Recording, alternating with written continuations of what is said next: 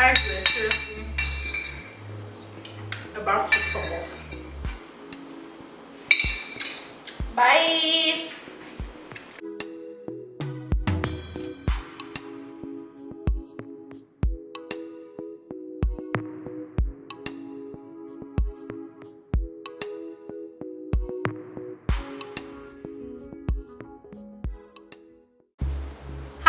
Welcome back to my channel. My name is Shewa and this is Adeshewa's Kitchen. Thank you so much for joining me today, and thank you for watching my last video. I'm so glad to have you guys here, and if you haven't seen my last video yet, go check it out. And today this video is jollof rice. So in this video we're going to be making jollof rice, and the reason why I'm actually making jollof rice is because I have some guests coming over soon and I'm making some party essentials. And yeah, I was making jollof rice and I was like, yeah, I'm just gonna film the whole process and show you guys and actually talk you guys through how I make my jollof rice, because I know that different people make their jollof rice a different type of way, and this is how I make my jollof rice. So if you are interested in seeing all of that process, go ahead and continue watching. Let's go over the ingredients, guys. So I have my chopped onions, the scotch bonnet, and I have some tomato paste. I have fresh thyme. I have my bouillon cube and some bay leaves on there, and then I have my oil and some salt, and then I have the curry powder, some ginger powder, and some garlic powder.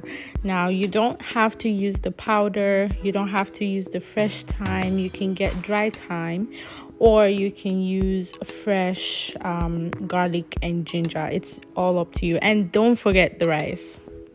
So first things first, I'm pouring my oil in, as you can see, and then I'm going to let that heat up for like 1 minute, and then I'm going to add some onions like so, and I'm gonna fry it for about 2 minutes. You want to keep this on like medium high heat so it doesn't burn.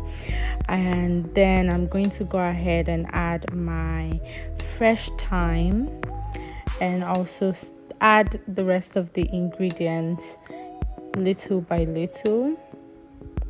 Yeah, so I'm going to add my fresh thyme and then let it cook for like about 30 seconds, and then I'm going to add my chopped scotch bonnet. I'm using 3 in this video, but you can use as much or as little as you want depending on how spicy you want it. This one is not too spicy, so I'm going in with my tomato paste. I'm going to be using 3 as well. I had 4 in this video, but I ended up using 3, and this is for a 5 cups of rice. So yeah, so just keep that in mind. The more you want to cook, the more tomato paste you want to add. And here I am adding water, and the full recipe details is going to be in the description below, so make sure you check that out. And yeah, I'm adding my ginger powder and my curry powder, and then I'm gonna add some water. And you want to make sure to take this off of medium heat. Make sure you're putting it on the lowest heat so it's not splashing everywhere. And yeah, I'm adding my bouillon cubes now, and then I'm adding salt. This is about 2 tablespoons of salt, and then I'm gonna stir it together and continue adding my ingredients. So this is the garlic powder, half a tablespoon. I'm gonna add that, and then I'm going to add my 4 bay leaves. I don't like to add too much bay leaves because it just overwhelms everything, so I don't like to add that. And yeah, I forgot to add Italian spice for some reason, So I'm going back to add it halfway through while it's cooking, and then I'm going to add more water. So the water that I used here was about 4 cups of water. So I'm gonna let that cook on low heat, and then we are going to wash this rice. So I'm going to make sure I wash it thoroughly until the rice is not as white as it looks anymore. So once you see that the water is clear, then you know that you're ready to put the rice in the jollof mix. So right now I'm just going to start packing it because it's all cleaned, and then I'm going to let the water drain a little before I put it in my rice. So yeah, you have to keep in mind that the rice is clean before you start putting it in, unless it's going to get mushy in the pot. So make sure you clean the rice, and now I'm going to start pouring the rice into the mixture. And again, make sure your heat is on very low heat, so it's not splashing everywhere. You don't want to make a mess. And after pouring the rice, I'm just gonna stir it a little bit to incorporate everything. And this is where my magic, like what I do, comes in. So what I do is I use foil paper like this and make sure that the heat is on like the lowest heat. And the reason why I actually put foil paper is to use the steam to cook it. So that's why I don't add too much water. So now the rice is halfway done. It's about like 30 minutes in, and I'm just stirring everything so I can make sure that it cooks all the way through. And then I'm going to cover it back and let it cook. So the key to jollof rice is to not add too much water.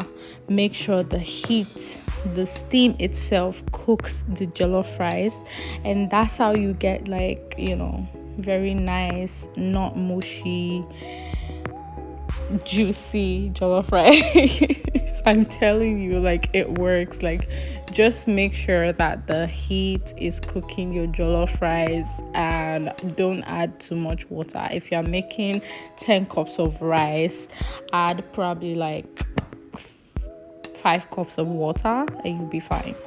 And yeah, I'm going to cover it back and let it cook for about 30 minutes more because it wasn't done, and at this point the rice is all done, and I am going to just stir it up a little bit and then leave the lid open so the steam can come out. I don't need the steam anymore. If I keep it covered, the water is still going to like go back in, and then it's going to get mushy. I don't want it mushy. I make sure to keep it open for about 30 minutes before I serve it up, or I pour it inside another container and put it in the fridge. And I also make sure to take out the bay leaf and the thyme. So the thyme sticks that's inside the pot that you can see right now. So I make sure to take all of those out before I serve it up. Some people don't, but I do. So yeah, this is the finished result, and let's eat. So hungry.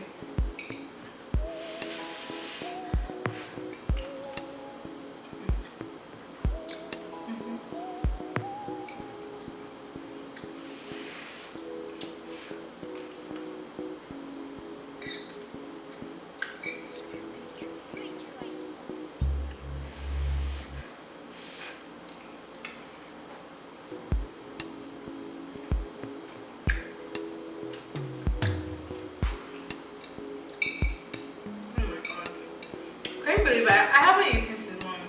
Like since morning. I'm so hungry.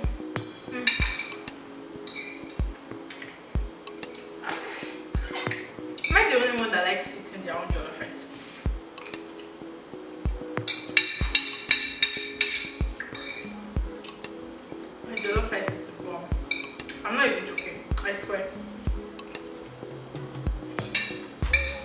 Try it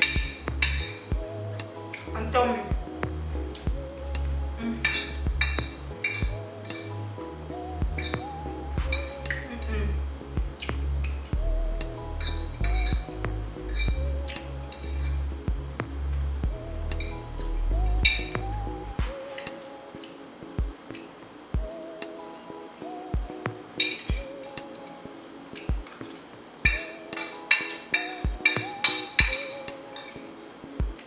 It's seriously not as spicy as I would normally want it to. But it's still okay. I mean, it's for a bunch of people, so it doesn't have to be as spicy. Yeah.